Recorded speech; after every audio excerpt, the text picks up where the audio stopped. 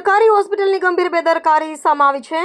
દર્દી પર પંખો પડતા મચી દોડધામ। મહુવા શહેરની નવી બનેલી સરકારી હોસ્પિટલમાં આજે એક હૃદયદ્રાવક અને તંત્રની પોલ ખોલતી ઘટના સામે આવી છે। પોતાના નાના બાળકને સારવાર માટે દાખલ કરનાર એક મહિલા દર્દી પર અચાનક ચાલુ પંખો તૂટી પડ્યો હતો। આ દુર્ઘટનામાં મહિલાને આંખના ભાગે ગંભીર ઇજાઓ પહોંચી છે અને ટાંકા લેવા પડ્યા છે। પ્રાથમિક માહિતી મુજબ ઇજા એટલી ગંભીર છે કે હાલ તેમને આંખે જોવામાં તકલીફ પડી રહી છે।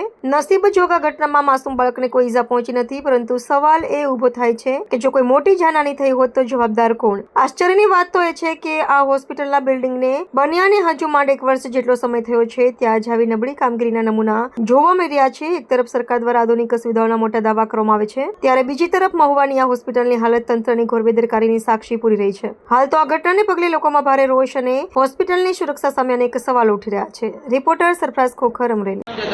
મારું નામ છે શેખ જાકીર જમાલભાઈ। શું બનાવ બન્યો હતો? બનાવમાં તો એવું છે કે અહીંયા ગવર્મેન્ટ હોસ્પિટલમાં મારા છોકરાને 2 દિવસથી દાખલ કરેલો છે।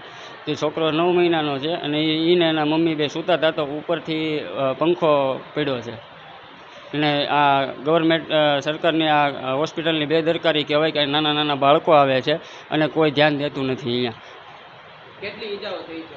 ઈજાઓ મારી ઘરવાળીને આંખમાં વધુ લાગેલું છે, ટાંકા આવેલા છે અને અહીંયા જે ડૉક્ટરોના જણાવવામાં આવ્યું છે કે ભાઈ, મેં કીધું આંખના ડૉક્ટર, તો કે આંખના ડૉક્ટર રજા ઉપર છે તો આજ નહીં આવી શકે, કાલ સવારમાં આવશે। તો કાલ સવારમાં આવે તો અહીંયા અને આ દેખાતું નથી એક આંખમાં, તો હવે જવાબદારી કોની આમાં?